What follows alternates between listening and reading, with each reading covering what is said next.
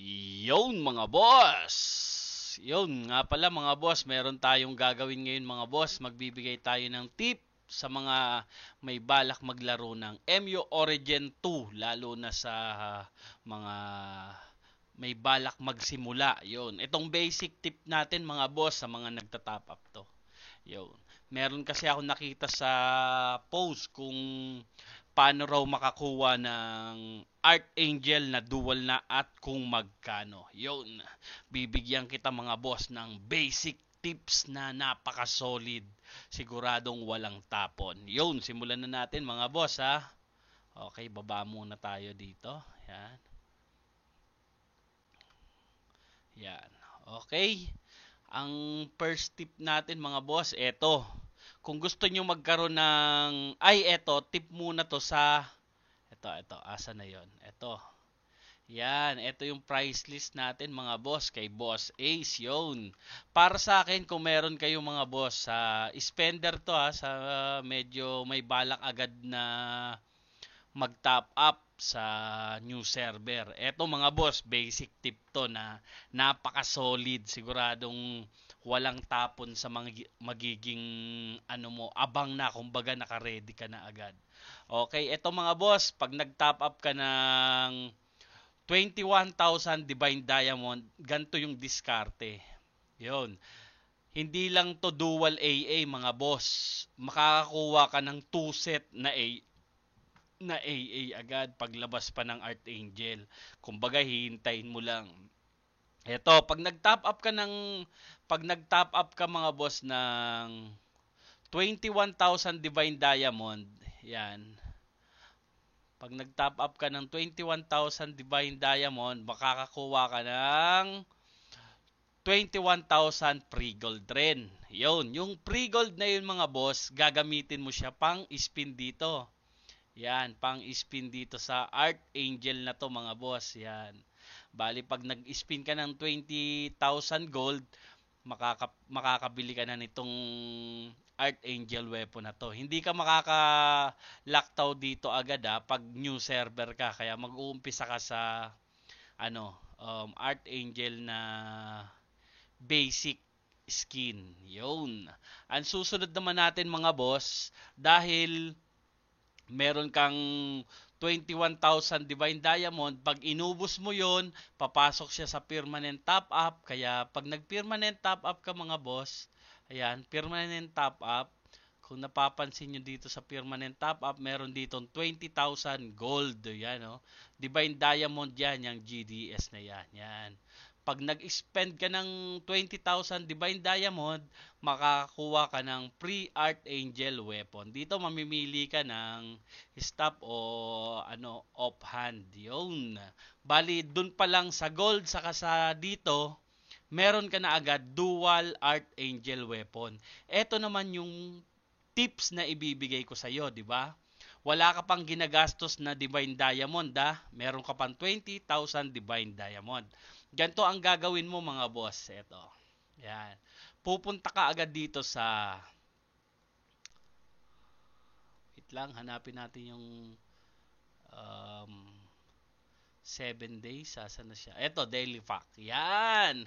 Pupunta ka ngayon dito sa 7 days na to mga boss. Yan. Itong 7 days na to, ang amount niya pala para ma-avail mo tong 7 days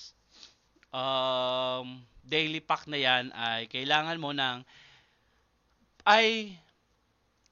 mo pag halimbawa nag-avail ka nitong 7 days, kung gusto mo ng Archangel weapon, kailangan mo bumili ng 2 times 7 days mga boss. Bali, ang isang 7 days nagkakahalaga siya ng 42 Divine Diamond. Bali, para makakuha ka ng isang Archangel, kailangan mo ng 8,400 Divine Diamond. Okay, i-minus na natin yun mga boss. Sa 21k mo mga boss, makakakuha ka na dito ng Archangel na isa. Siyempre, isang set Isang set pa lang yon. Tapos, wait lang.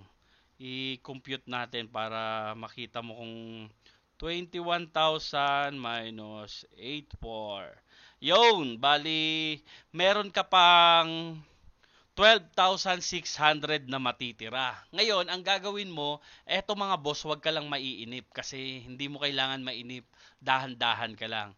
Pag naubos mo na yung 2 times 7 days mga boss, nakaisa ka ng Archangel, itago mo lang yung Maya mo. Ito, yan, yung Guild of Maya, itatago mo lang yan hanggang lumabas tong Fallen Angel na yan. Kasi sa una mga boss, hindi pa yan lalabas. Dito ka pa lang sa normal Archangel bago dito sa Fallen Angel mga boss. Yan.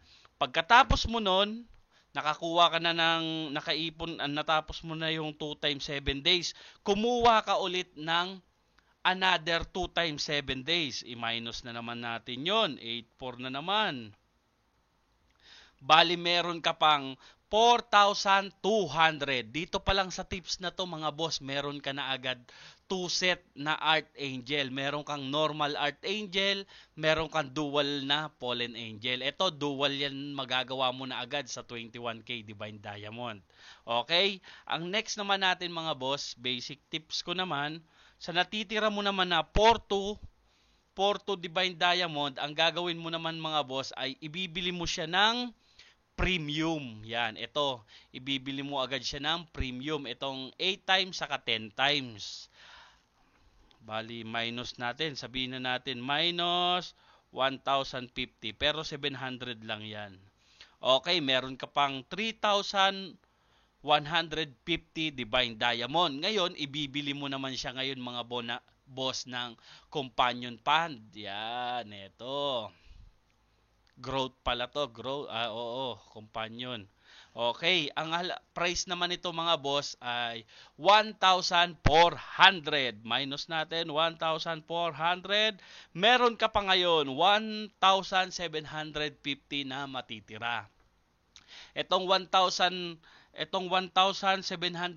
matitira mga boss, ibibili mo to ngayon nung nung basic na lalabas na yung lalabas na mount, kasi may effects rin to mga boss. Ito, bilhin mo to, 1,000 Divine Diamond mo, kasya na dito. Bali meron ka mang 750. Yung 750 mo naman na natitira, pwede mo naman yun ibili ng Battle Pass. Saan na yung Battle Pass? Yan, ibili mo siya ng Battle Pass.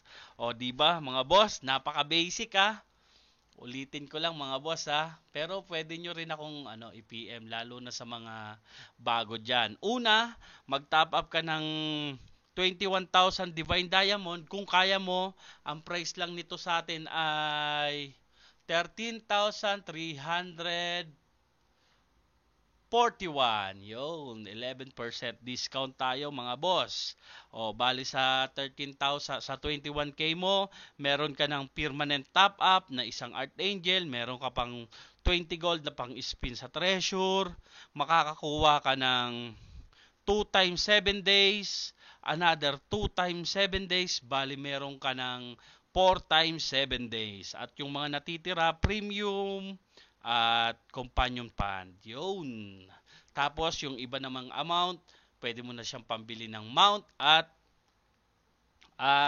battle pass. Yun. Hindi lang yun mga boss Syempre, pag nag-spend ka nung sinasabi kong 20,000, syempre, lahat ng to mga boss, simula 60, 180, 250, 300, 500, hanggang sa 20, lahat yan makiklaim mo pati to. O, di ba? Ganun lang. Basic tip lang mga boss. Sana nagustuhan nyo yung basic tip natin kasi meron akong nabasa sa mga page. Hindi nila alam kung paano yung diskarte. Yun, ganun lang. Eto naman mga boss, hindi naman to pinipilit natin. Sa mga gusto lang talaga itong mag-top up. Meron talaga kasi mga player mga boss na gusto nila mag-top up. Di ba? Hindi natin sila masisisi. Yun lang mga boss. Masaya rin kasi makita yung karakter mo na uy, ginagawa mo dyan. Masaya rin kasi makita yung karakter mo na napaka-solid, di ba? Okay, yun lang mga boss. Sana nagustuhan nyo. Kung nagustuhan nyo mga boss, please like and share. Follow nyo na rin yung page natin mga boss. At yun lang. Masalam.